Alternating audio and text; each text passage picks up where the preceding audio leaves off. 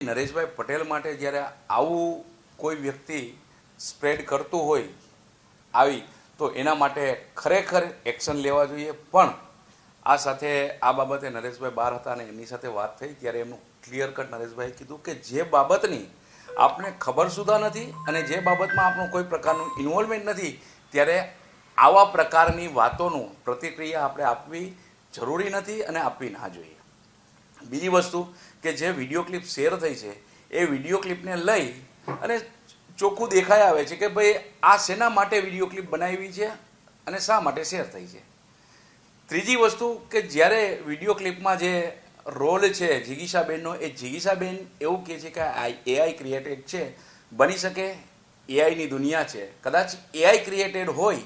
તો આ બાબતે જિગીશાબેને આગળ વધી અને લીગલી રીતે આગળ વધવું જોઈએ કે ભાઈ કોના કહેવાથી શું કામ શા માટે અને પર્ટિક્યુલર નરેશભાઈ પટેલ માટે આ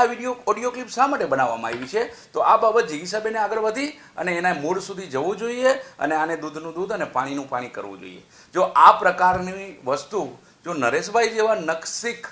પવિત્ર શુદ્ધ અને પ્રમાણિક વ્યક્તિ કે જેઓ નિખાલસપણે સર્વ સમાજને સાથે રાખી અને સમાજની સેવા કરતા આવ્યા છે, જો આવા વ્યક્તિ માટે આવી વાતો બહાર આવે તો ભવિષ્યમાં માત્ર લેવો પટેલ સમાજ નહીં, કોઈ પણ સમાજના સારા માણસો આગેવાનો સમાજની સેવા માટે ક્યારેય આગળ નહીં આવે, જેનું નુકસાન માત્ર સમાજને નહીં સાથે સાથે રાષ્ટ્રને પણ છે। એટલે આ બાબત ખરેખર ગંભીરતાથી લઈ અને આની યોગ્ય તપાસની માગણી જિગીશાબેને કરવી જોઈએ।